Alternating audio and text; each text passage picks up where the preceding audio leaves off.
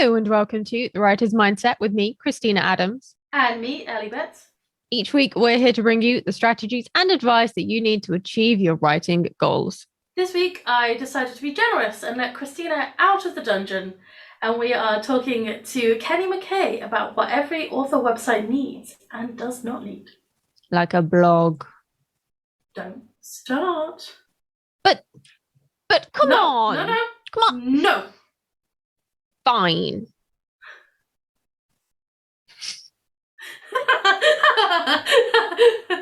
Oh dear.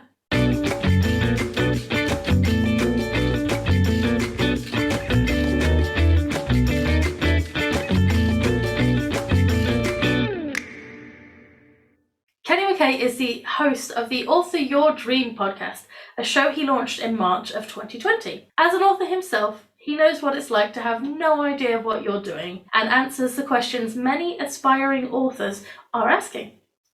Kenny lives in the UK with his wife and 3 kids. I sat down with him to talk about how to choose a domain name, what to look for in a website host, and the pages every author website needs.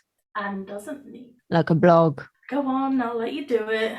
Dead or neglected blogs look worse than not having one. And authors often put pressure on themselves about what to blog about because they feel like they need to have a blog. But you don't need to have a blog. You don't need to do anything. People just need to know where to find your books. That's basically it. So if you don't know what to blog about, just don't do it. I mean, as your rants go, that was remarkably restrained. Thanks. Tune into my interview with Kenny on his Author Your Dreams podcast for the full rant. I guess I'll put the link in the show notes. Shout out to Jeff White, the newest member of our Patreon crew. Thank you so much for being a part of our community. The big thanks to Jeff and all our other patrons for your support. We couldn't do this without you. As a patron, you'll get early access to episodes, bonus content, and our undying gratitude for supporting all the hard work that goes into making these episodes to inspire and motivate you. And when we hit 15 patrons, we'll be setting up a Discord where you can connect with other writers, get daily accountability. No. Daily? Yep. Daily. We've got to get that dopamine fix in, as well as a place to get advice, troubleshoot, and talk about your mindset, craft, and business-related issues. It's going to be a unique place for writers to hang out and really help each other. That sounds pretty amazing. Where can we go to find out more? To find out more, visit patreon.com/writersmindset. Since I am out of my dungeon, I'm finally free and I can speak and breathe again. We're going back to our questions. So I want to know, Ellie, what is the number one thing that makes a difference to your productivity levels or kind of just how you feel generally, your mindset up here, you know? I would say it's 2 regular things, if that's allowed. Hey, I'm That's cheating. I said allowed. one thing. Tough. Where is this a diplomacy? I say I'm having 2. But they work together. So the first one is consistency, which doesn't necessarily mean doing a million things every day. It means doing something every day. And therefore, just getting something done every day, even if it's a little something. That's my second one. Getting a little something done every day helps too. So even on the days where I feel particularly shit, and I really don't want to do anything, even if I just get something small done, like read a couple pages of the book that I need to read, like the craft book, or, do the actual laundry, or something small. If I do that on the days where I feel shit, that encourages me to keep going on the days where I feel less shit. All right, I'll let you off. And Millie is beating the shit out of Hot Dog in the background. So if you hear any weird noises, that's what it is. To be fair, Hot Dog brought it on himself. Oh no, she's just stopped as I said that. What about you? What would you say is the number one thing that makes a difference to your productivity levels and mindset? So I want to preface this by saying I hate being this person. And this is something that I noticed while I was ill or just after I was kind of starting to feel a bit better. If you listen to last week's episode where we interviewed Laurie and Nola, I talked about the exercise I'd been doing, the boxing stuff that I'd achieved. I was really excited. And then a week and a half after that, I got throat infection and I was ill for 2 or 3 weeks. I couldn't fucking speak. I couldn't breathe. The audacity. I know. How very dare I be ill when you're ill every month? I'm ill twice a year. I'm ill every day. Okay. Fair point. Yeah. And I was making like such good progress on my physical health, and then this just really fucked me over, basically. And I, it was earlier this week actually. I was like really scatterbrained and I couldn't concentrate. And I don't remember if I've actually made the diseased hamsters reference on the podcast before. I can't remember if I have or not. Ellie's nodding at me, but I don't remember. But that's what it felt like. It felt like the diseased hamsters were scurrying around my brain and starting to multiply again. And it was a little bit scary because I had quite a lot to do. And I was starting to exercise again. I was doing little bits of yoga. And then what did I do? Oh, I did some weights. I did some weights because I like weights.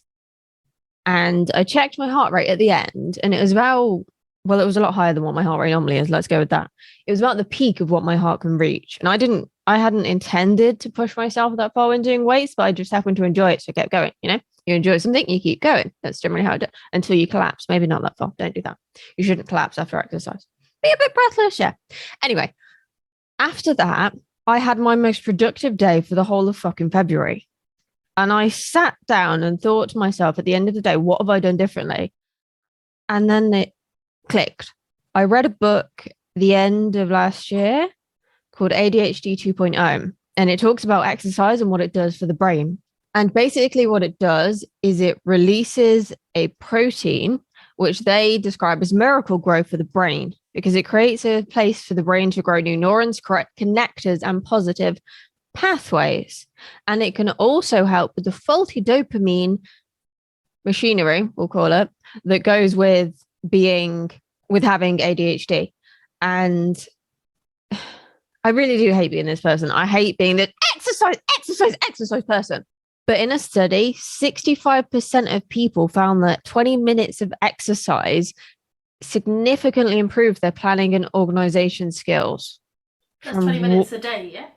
That is from one episode of exercise for that day of 20 to 30 minutes. And over time, it builds up in your system so that you can get more shit done, which is why I had a really good January. And then I started to go downhill because I couldn't do anything when I had a viral throat infection, then a bacterial throat infection, and then a fucking cold because I couldn't breathe. So it's awfully hard to get your heart rate up when you can't breathe. And the thing is, as well, is that it has to be, for this to work, it has to be vigorous exercise, not moderate exercise, because it is recommended 150 minutes of moderate exercise a week for people for health benefits, or 75 minutes of vigorous exercise. And it does have to be that vigorous exercise that's very, very uncomfortable for it to make that big of a difference. And I despise cardio. It's hard for me to put into words how much I despise cardio. I don't really like walking the dog even. Like, I have a dog to get me out of the house. That's one of the main reasons we got a dog. Although how we ended up with a dog that just wants to sit on the sofa all day is, I don't fucking know. But dog walks don't make a difference because I was still walking the dog while I was ill. It didn't make a difference other than I needed my inhaler because I was walking around the cold. But doing the weights and doing the cycling, indoor cycling, remember, I'm not an outdoors person, it does make a difference to how much shit I can get done. And on those days where the diseased hamsters are particularly loud and aggressive, but then towards the end of this month, I couldn't do as much for the aforementioned reasons of, well, not being able to breathe. Not being able to breathe is quite a large issue. Yeah, it was. And it's like it wasn't so much my asthma flared up. It was just, like I say, throat infection, then cold. It's always fun. As a side note, I just heard a couple of squeaks. Is that Millie? Oh, yeah. She's now got Eunice, which is a sheep, if anyone wondered. That's interesting. I mean, you've almost persuaded me to start exercising on a regular basis. I didn't start.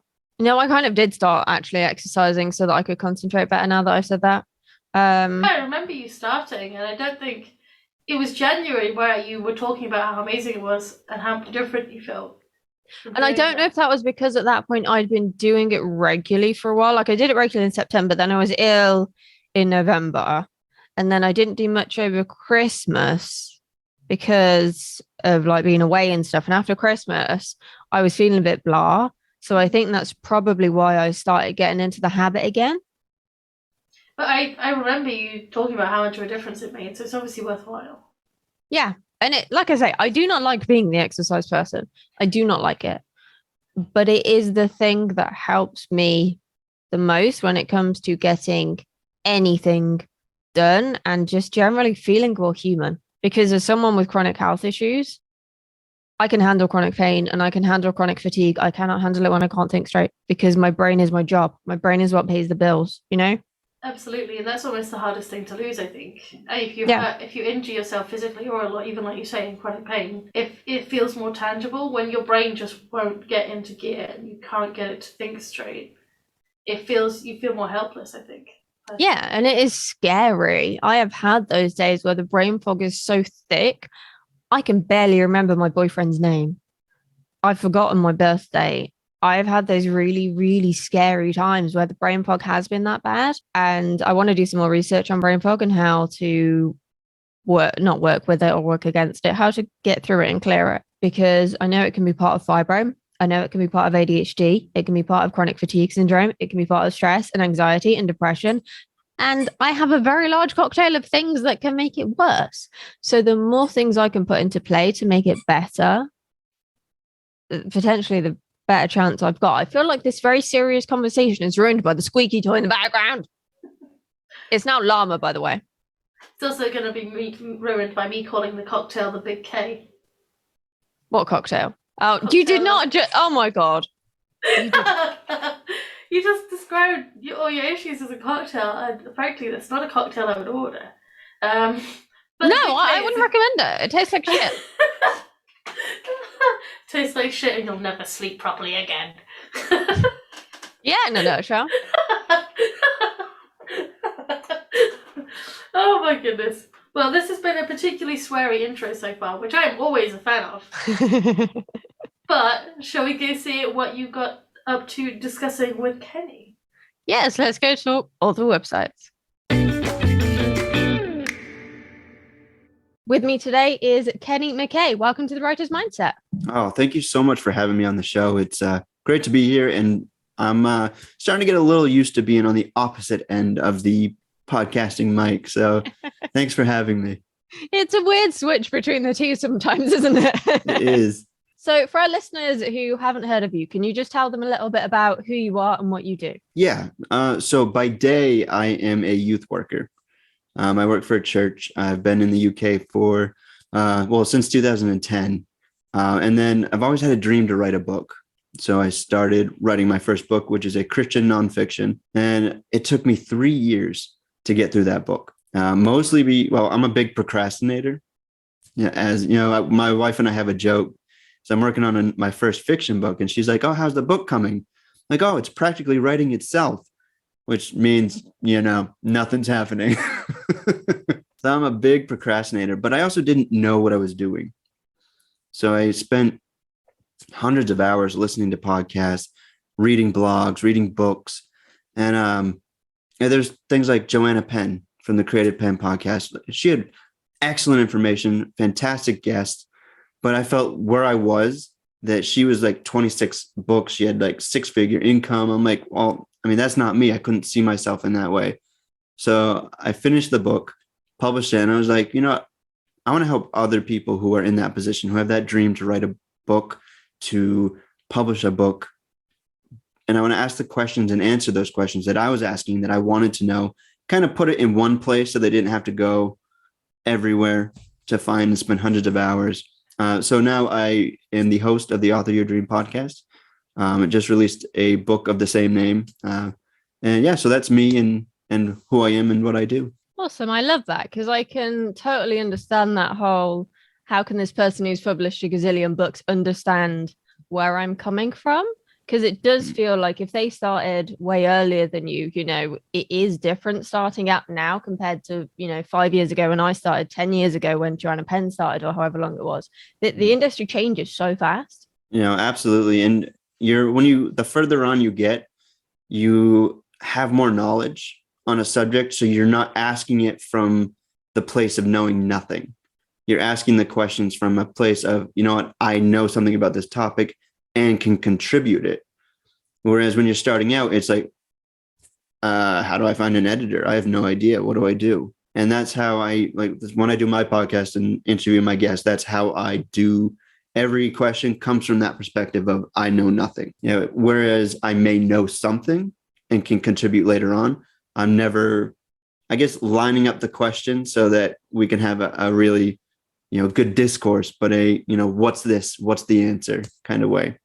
Yeah, I totally get that. We try and do that as much as possible as well, because I've done 17 books, but Ellie's done none, and she's working on her first one at the moment. So we come from very different perspectives. And I sometimes forget how much I know. And I'll say to Ellie, oh, what about this? And she's like, I don't know what that means. I'm like, oops. Because I forget how much is in here because it's almost autopilot now. Yeah. And I think you take for granted what people don't know.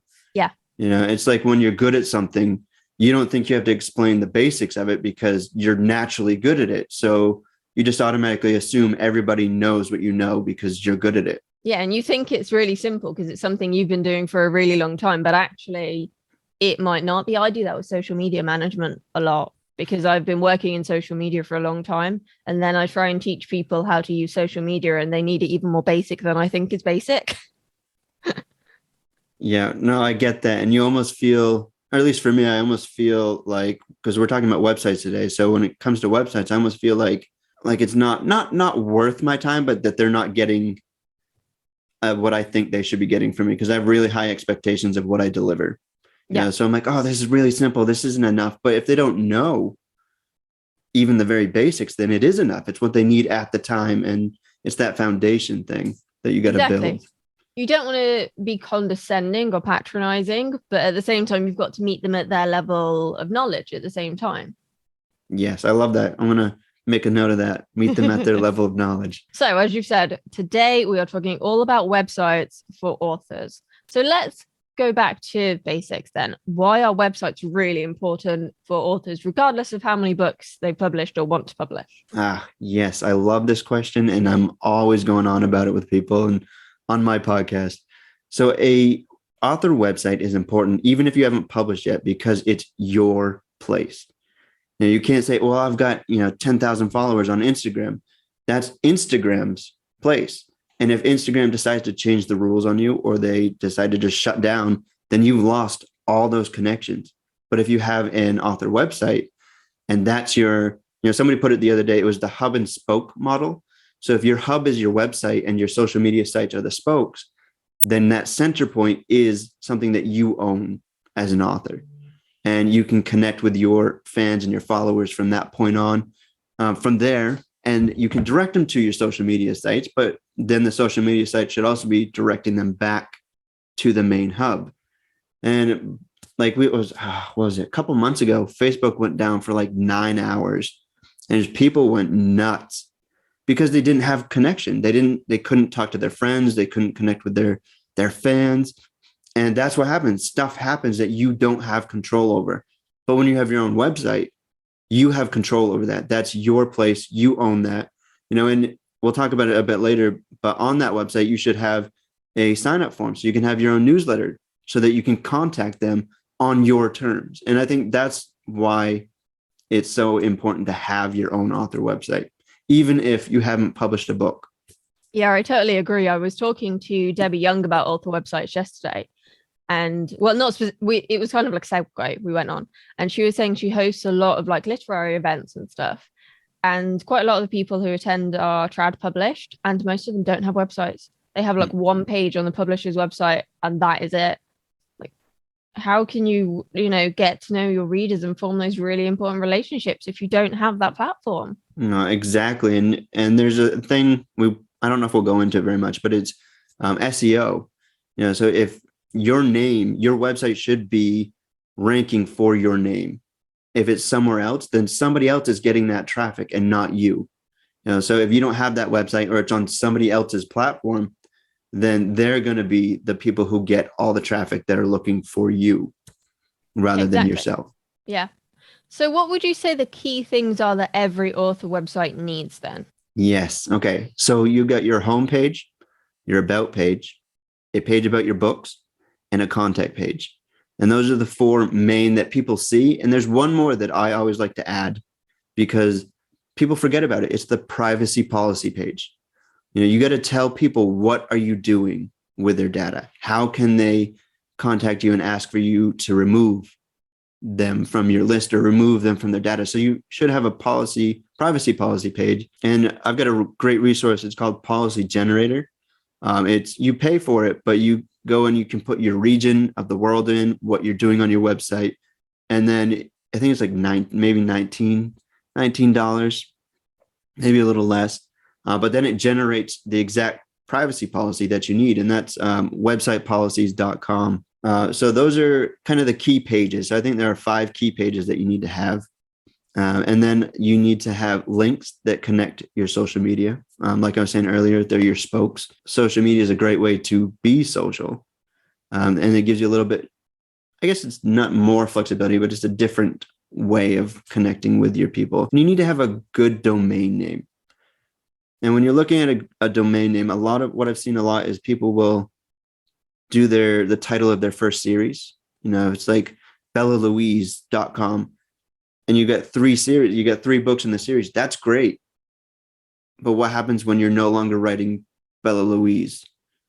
If you're building it around that one book and you're writing more, then you're going to have to go and you're going to have to kind of redesign your site. You're going to have to get a new domain name. So think about your domain name from the very beginning. A lot of it will be your first and last name, or like Kenny MacKay writes or Kenny MacKay author, because you may find that your name is gone. And that's something that happens a lot because there's just so many websites out there. But try and find something that people can remember. Find something that connects you as an author rather than your books. And you can have a bellalouise.com, but it should redirect to your author website. So those are the key components that I think that every website should have. Yeah, I totally agree. I had to go with Kristina Adams author because Kristina Adams was taken by a photographer. But the weirdly coincidental thing is that my actual name, yeah, okay, we'll call it my actual name. I have KristinaProfit.com as well, but there's also a Kristina Profit Photography. I just found that a really weird coincidence. Both names are also photographers in the States. Another question off the back of the domain name thing.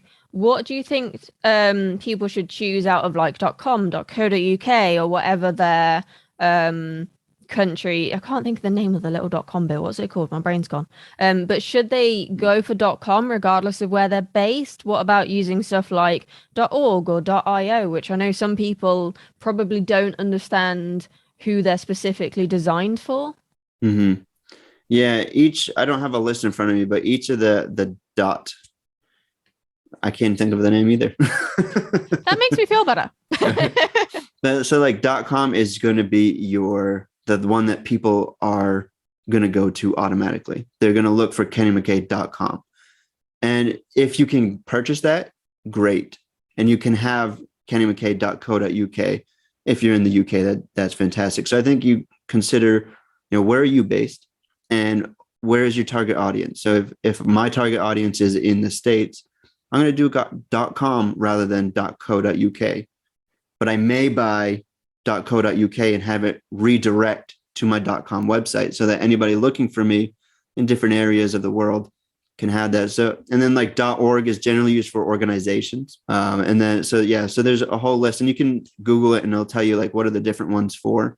But .com, I would say that should be your go-to if you can get it.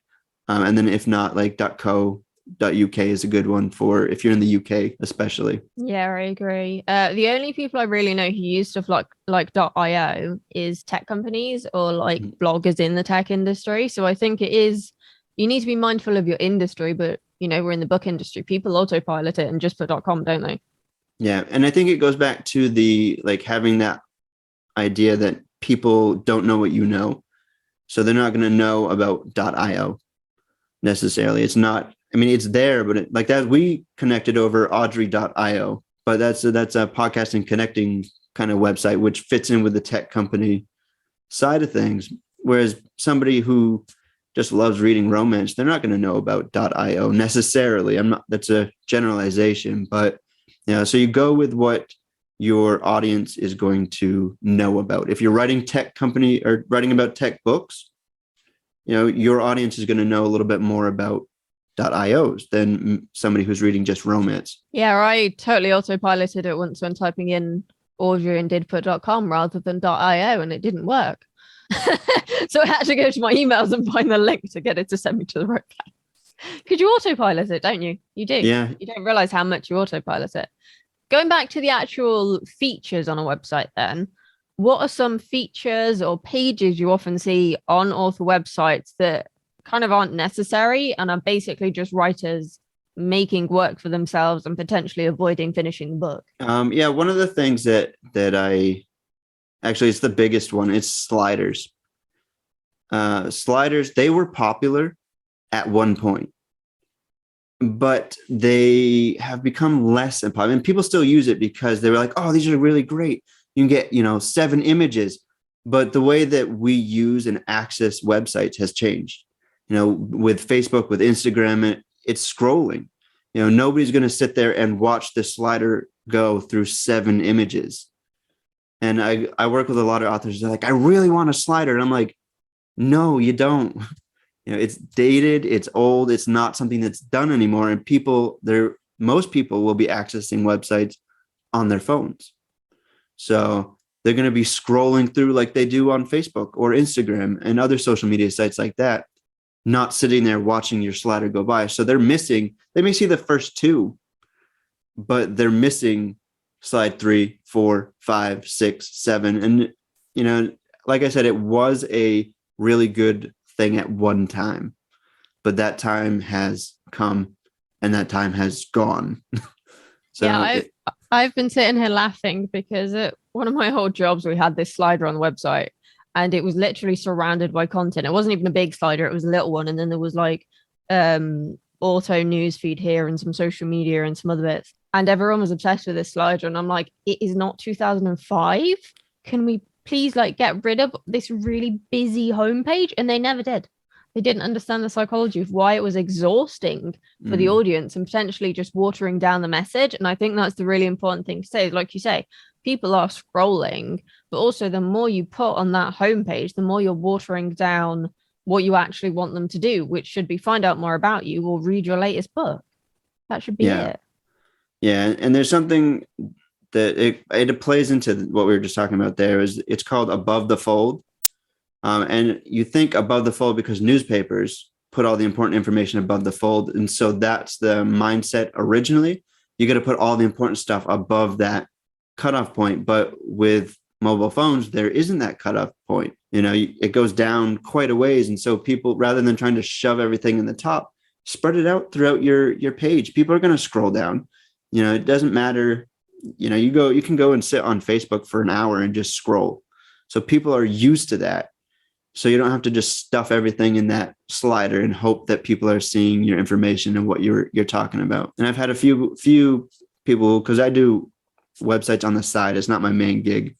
But I've had a few authors be like, no, I really want it. And I'd explain and be like, okay, I understand, but I really want it. I'm like, I mean, you're the client. There's not much I can do. So I give it to them. And I'm like, just try and keep it, 3 or 4. Don't do 12 or 15 or anything like that crazy. So the slider is probably the biggest one that I've seen. The other one that I would say would be having too many drop-down menus, because 3 clicks is generally the limit that people can handle. I mean, before they start getting irritated. So if you have a drop-down menu that says, so here are my books on your main menu.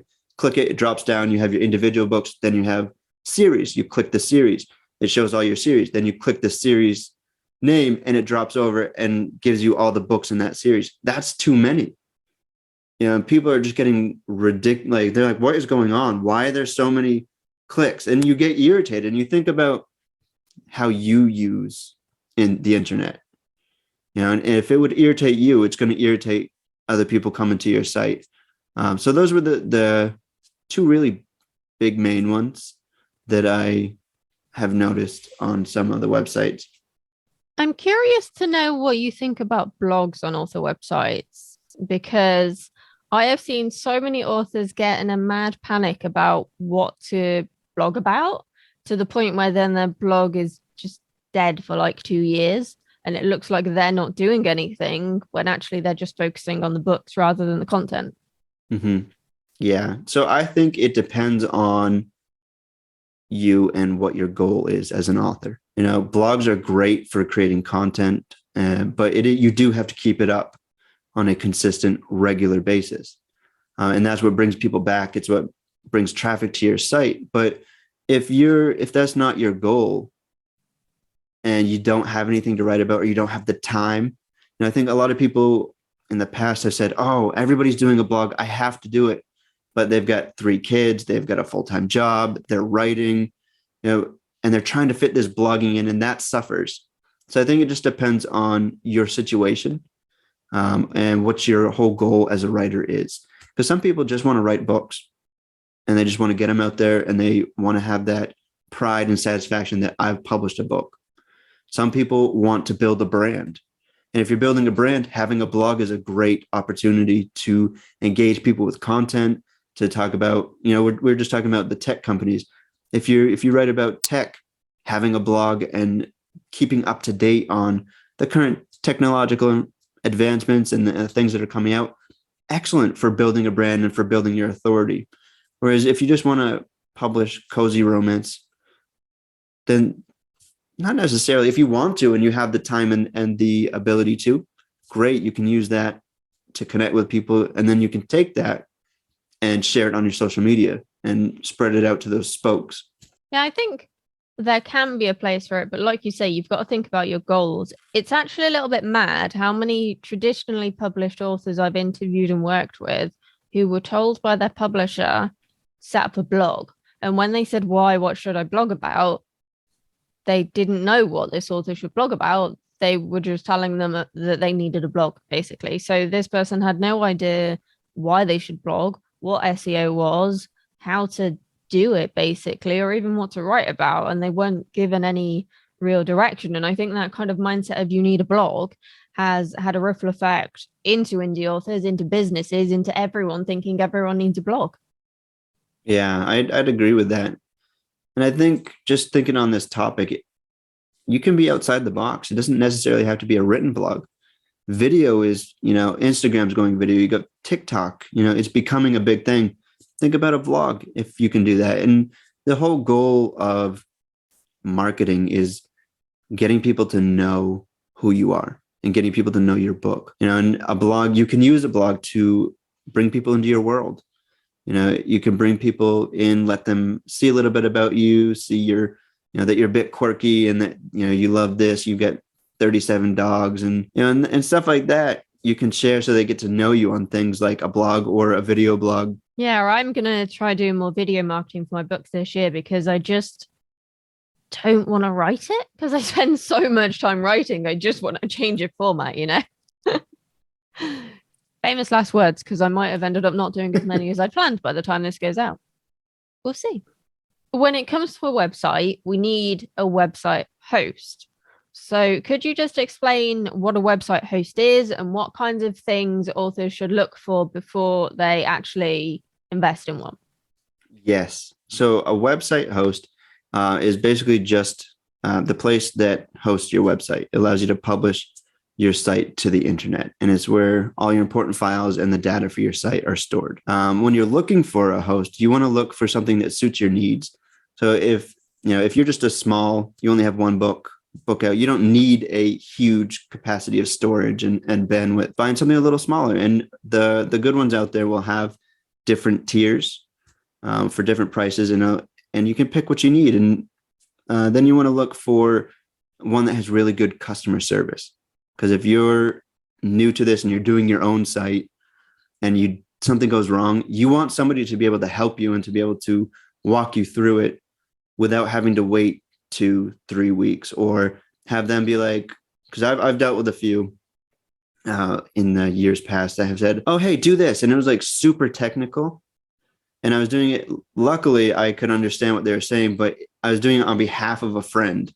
And I was like, if they just sent this to them, they'd have no idea what to do. But you want to look for somebody who is going to help you out, who will say, you know what, if you can't do this, we'll give you the steps, we'll show you pictures, we'll help you do it yourself. But if you're having trouble, we'll help you. We'll do it for you. And that's the kind of people that the host that you want to look for. You want to look for one that offers an SSL certificate, and that gives you that little padlock in the corner. It makes your site secure. It gives people who are visiting your site that confidence that you've thought of them and you've thought of their data and information, and making sure that that's secure. And they will feel more, I guess, less reluctant to leave. Because when I go on one and I see that they don't have that little lock, I'm like, oh, do I want to stay? Do I want to explore this page? And I either decide to leave, or I say, you know what, I'm not giving any information. It's not asking for any information. I'll go. And you also want to look for one that offers a domain name. There are loads out there that will give you a year's free domain name. And then it's really good to make sure that you keep everything together. So that way you're not trying to keep a track of like 8 different places. Your host is here, your domain is over here, because your domain is going to expire before your host expires. But if it's all in one, they will have that there, and you can just do it all at the same time automatically, or when it comes up. And a really good one will say, like, because I started out with my domain name on GoDaddy. I was like, you know what, I'm going to switch over. And I switched to Bluehost, but my domain was still on GoDaddy.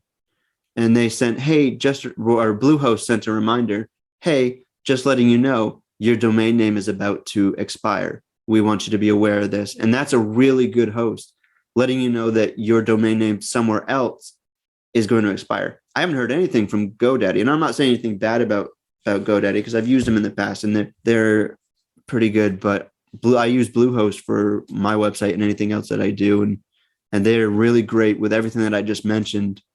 And they go above and beyond and say, hey, just so you know, which I think is a really key point to being a good host.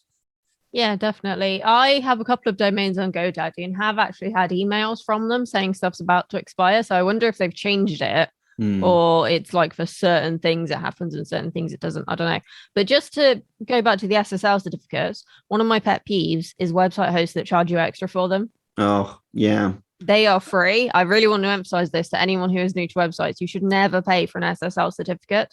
Your web host should give them you for free. And if they don't, there is a free service called Let's Encrypt that will give you one that has all the bits and bobs that you need.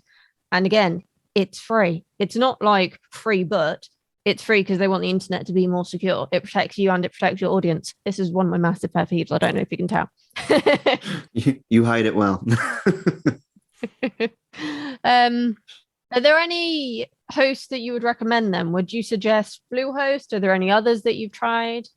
Yeah, so I go with WordPress, and that's where I build my sites, because I think they have takes a little bit more learning, but they have more I guess customization, and there's so many themes out there. And with WordPress, it's so widely used that if you're having an issue, somebody somewhere has had that issue. So a quick Google search is all you need, and you can figure it out. I suggest Bluehost because that's who I use. I love them. I use them. They have great customer service, but they're also recommended by WordPress. DreamHost is another one, and then SiteGround, are also the top 3 that are recommended by WordPress. Yeah, or I've used Bluehost a long time ago. I haven't tried the others, but I've heard good things. We use Crystal with a K, which is a UK-based one. But I've just always had the most amazing customer service from them. Like, they say their customer service is only 9 till 5, and I'll get a reply at like 3 o'clock on a Saturday afternoon, sometimes in the middle of the night. They're just really on the ball, and I've always appreciated that. Yeah, I think that's another good thing about like what you're looking for is somebody that they're available. Yeah, and that they are going to actually talk to you, not talk down to you, but talk to you at your level, so you know what they're actually saying. They're not just throwing tech jargon at you. What are your thoughts on free website hosts then? Stuff like WordPress.com, Blogspot, Wix. Wix has a free tier, doesn't it? Things like that. How do you feel about those? Are they worth giving a go if you're on a budget, or can they be a little bit counterproductive? I think you get what you pay for. And a free website host can be unstable. And you can get some downtime. So that's when your site goes down and people can't access it. They also put restriction on your storage because they want you to get that next tier up, and they want you to pay a monthly fee like Wix. That's what Wix does, is they give you a free amount. I don't know the exact amount, but it's a really small amount, and that limits your ability to grow your site and the amount of traffic that can come your way. So yeah, I don't use them, and I don't recommend very often. Even if you're on a budget, I think there are things that you're going to do and need. And so I think if you say, you know what, let me just start setting aside some money now. So like WordPress hosting on Bluehost, I think it's like 50 a year. And whereas Squarespace is like 12 a month, I think. And that's like 3 times more than doing a self-hosting, which is what WordPress is. And so if you know that you're going to be doing something, you just set aside a little bit here, skip a coffee here, don't buy that donut. It helps you achieve that New Year's resolution, but also puts aside money for things that you're going to need in your journey. And my wife and I, we're over here. We work for a church, so I don't know if anybody knows about church work, but it's not what you enter to get rich. And we're what we call missionaries. So we come over and we're supported by people in the States, and I couldn't work outside the church, and the church couldn't pay me. So we had to learn to like kind of tighten our belt buckles a lot. And that's what we do. And that's what I apply to as an author. That's how I apply it. I said, okay, I know we're going to need to pay this for the hosting in a year's time. If it's $50 or £50, you put $250 away for, a couple months, five away for 10 months. That's 50 right there. And that's what, 2 coffees from Costa. Yeah, it might even be less than that, depending on what your order is. My order's about £3.70, I think, but I get a discount because what do you get? A lot. Do you really want to know my obnoxious coffee order? I think we do. Okay. I go more to Starbucks than Costa because Costa uses sugar-free syrup, which I have a vendetta against. But I have a tall one-shot soya vanilla latte. Sometimes I'll have it. Oh, sometimes I do have it decaf. I'm not meant to have caffeine, but that doesn't really stop me. I'm a caramel latte guy. Nice. And they do use the sugar-free. There's something drives me nuts. Like, I remember when they changed it, and I could just taste the difference, and I was like, "What the hell is this? This used to be nicer than Starbucks, and now it just tastes artificial." There's no other way of describing it. That's a rant for another day, anyway. If an author is on a budget, where would you recommend they spend their money on their website, and where should they save their money? Okay, I would say spend time. I mean, I guess this isn't, I took this because you sent me the questions before. So I took it a little bit more, not liberal, but wider than just money. So spend time.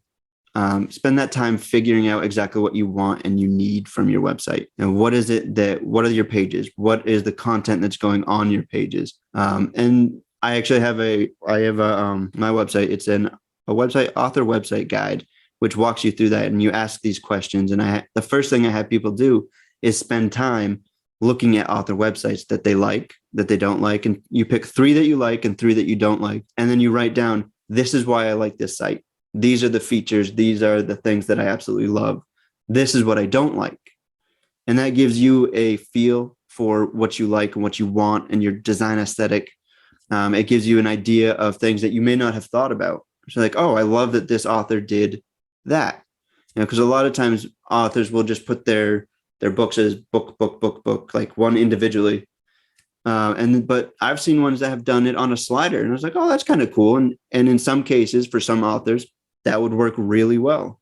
So spend time investing in looking at your website, and that will save you a lot of frustration and a lot of heartache. And if you're working with somebody, the hardest thing as a somebody who works with authors on websites is them not knowing what they want.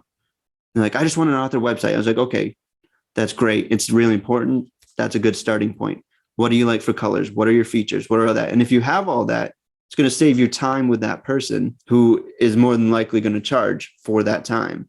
So it'll save you time and money there. But I also think you can save on author photos. And I don't mean just go and take selfies, but have somebody take pictures of you and pick the best one. It's a great way to engage your followers. Say, hey, I'm picking an author photo.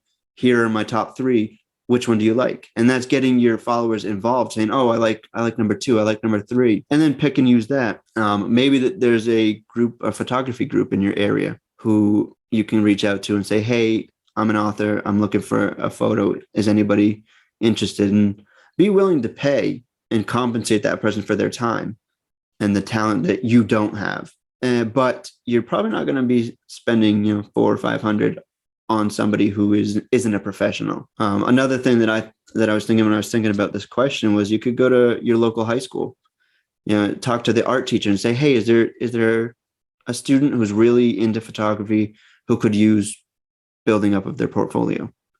This is what I'm looking for. And you may be able to connect you that way. And it may work in America, it would probably work a little bit better than over here in the UK, but just with the child protection and safeguarding stuff. But get creative and look outside of just taking that selfie. And then another one would be to look for that host that does offer that free SSL and then that free domain name because it'll often be just for the first year. But you can also look for a website host at times when they're on sale. So there are certain times of a year. So oftentimes it'll be New Year's. They'll have a great sale. In America, July 4th. They may have a sale. Look at those points in the year where a natural sale would come along and you could get it for half the price for the first year. And then you can say, okay, this is what it's going to be in a year from now or 2 years or whatever the contract is.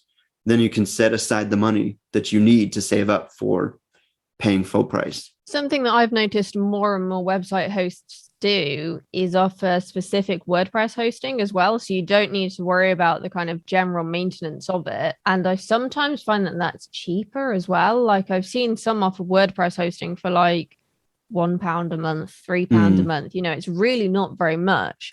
And it's enough for what most authors are probably going to need until they're probably about 20 books in, if not more. Yeah. And that's just doing research and looking, again, spending time to do your research and finding the best deal and the best place for you.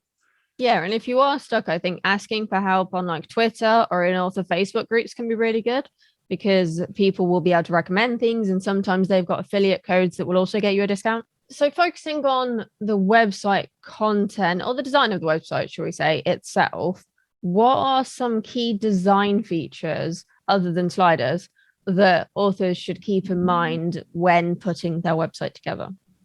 Okay.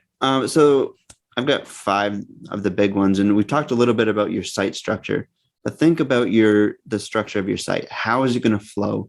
How are people going to get there? Because you want them to be able to easily get to where they're going, or else they're just going to go and not come back. And that's not what you want. So you got to think about how your site is going to go. So you got your homepage, your about page, your homepage, about page, contact page, and a book page. And those are your 4 main ones that people are going to consistently visit. So think about how you want to set that up and how you want people to interact. And, as you go, you can add pages. You say, I want to add a blog.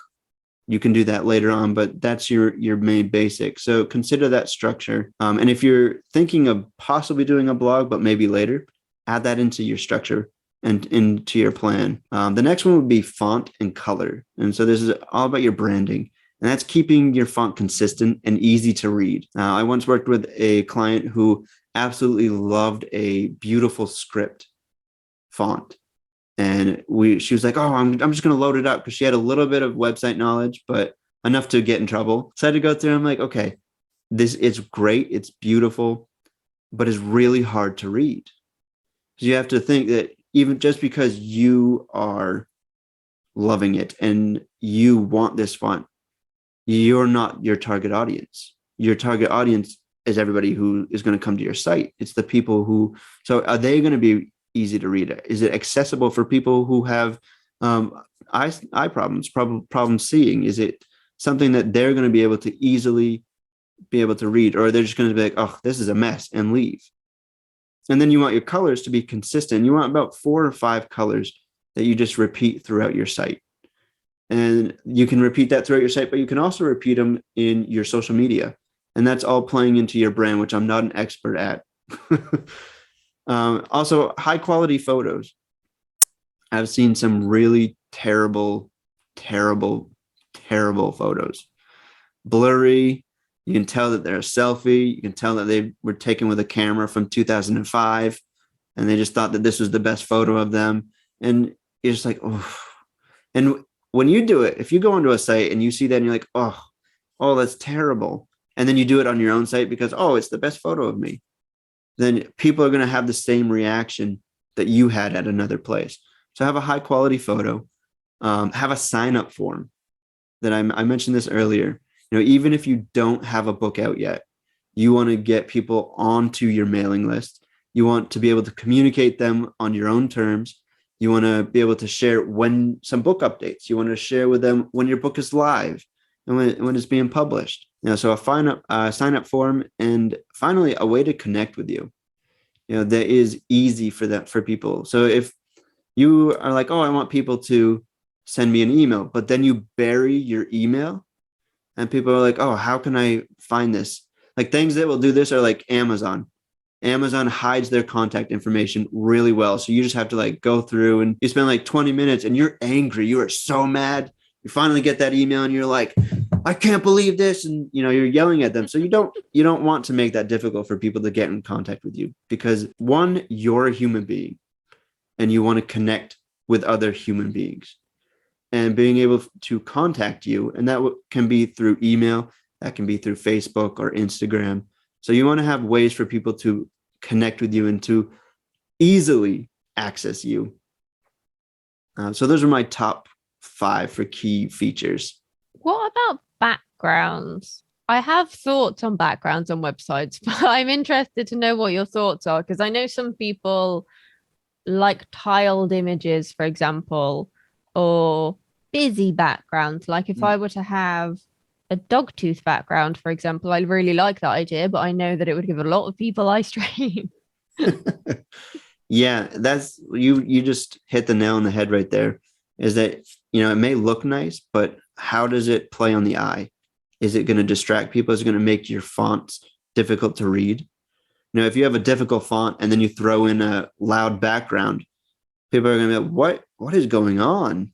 And they're going to leave. So I think if they are subtle, then great, use them. But if they're really busy and they're really loud and they're distracting and then you're not getting to the point of your website, which is to connect with people. You're putting people off and they're going to scroll. And I like solid colors. And I think it depends on your genre. So I work with a children's author in Manchester, and he has really he's got a background, like solid color. So we alternated different colors. It's like oranges and greens and blues, but that fits his genre. He's a children's book author and he wanted it to be fun. He wanted it to be bright and colorful. And so he did it in a classy way. We just didn't put like red, blue, green, yellow, purple. It wasn't just, the rainbow. It was like we have a color and then we have a blank white space with a little bit of stuff in it. And then we have another color and then another blank space, which breaks up the color, still makes it colorful, still makes it, fun and exciting for kids. But kids aren't going to be the main person visiting the site. So you want it to be fun for kids. And we've got some stuff on there for them. But the parents are the ones who are going to go in and they're going to be like, you know what, I like this, let's buy. Yeah, and busy websites also, they do look dated now, because you look at most design, it's skewing more and more towards simplicity. Even book covers, which are traditionally very busy, are getting more and more simple, because again, it's making it easier on people's eyes, because there's so much going on and everyone is looking at screens so much that the easier you make it for them, the more likely they are to essentially like you and buy from you. Yeah, absolutely. And Another great tip, I guess, would be to look at your genre. I mean, this applies to book covers and websites. Look at, if you're a horror fiction, look at other horror fiction websites. This is what people are expecting from these websites. So if you're going completely out of left field and going somewhere else with it, and then people are, okay, this is different. They may like it, they may not like it, but they expect a certain thing from different genres. So you want to try and hit those elements, even though you don't want to copy someone, but you want to throw in the elements that they're putting in there. Definitely. If you could sum up how to create a great author website in just 3 tips, what would those 3 tips be? Yeah, this was probably the question I spent the longest thinking about. This is why we send them in advance. So plan it properly would be tip number 1. Remember who your site is for. As I've said it before in our interview, that you may love this, but your site is not for you. And while you do want to love your site, you want to make it for those who your target audience is. And then the third, I would say, is continually tweak it, because people feel that I have to have it perfect and then hit submit, and then they never touch it again. So they take like 3 years making it perfect and then hit submit and never touch it. But a website is more of a living, breathing organism, I guess, where you're constantly making tweaks. If something doesn't work, change it. Try something new. If people aren't responding to it, get rid of it. So it's something that you're constantly going in and you're making, adjustments and tweaks and changes. So those are my 3. Plan it properly, remember who your site is for, and continually tweak it. I really like that, because it is an ongoing thing as well. Stuff in the industry changes all the time. There's always something new for you to play with, whether that's a WordPress plugin or just a new trend that you quite like the look of. Yeah, definitely. There was at one point you could make it snow on your website, and that was super popular. Yeah, I love that. I'm not gonna lie, I did love that. I don't think I do it now, but I did love it back then. And back then, when it was popular, you tried it, and it was great. I used it. Because it was new. It was something that people are like, oh wow, look at that.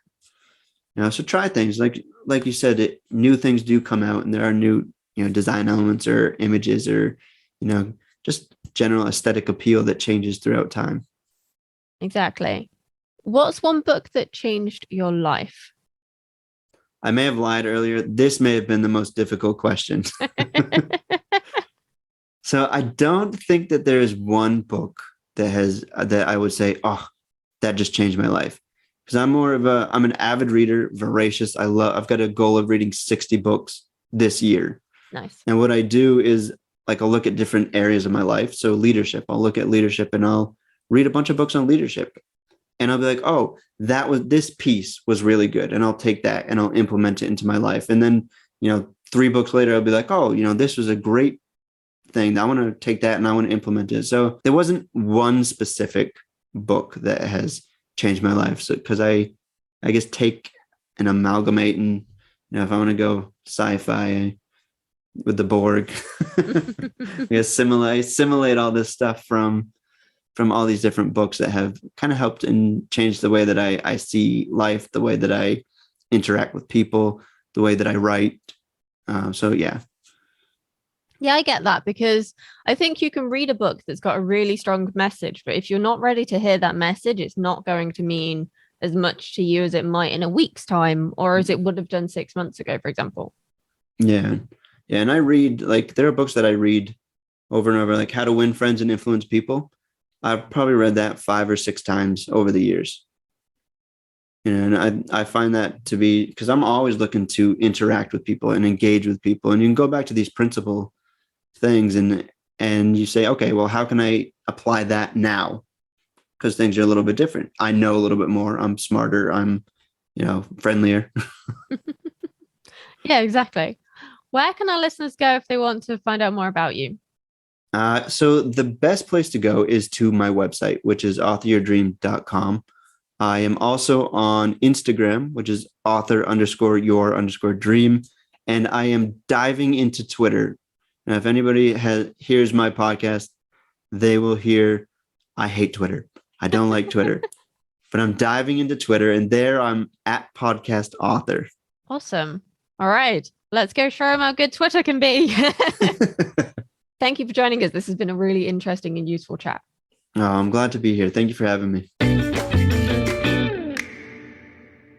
If you enjoy The Writer's Mindset, we'd be really grateful if you could leave us a rating and review on the podcast platform of your choice. And on YouTube, make sure you like and subscribe. All this really helps other writers find us so that we can help them achieve their wildest writing goals too. And don't forget, if you'd like early access to episodes and bonus content, such as what most authors get wrong when it comes to email marketing, creating the perfect intro for your novel, and an insight into outlining, come and join us over on Patreon at patreon.com/writers mindset. We've got big things planned and can only do them with your support. Every little bit helps us to help you more, whether it's a rating, review, or becoming a patron. See you next time. Keep writing.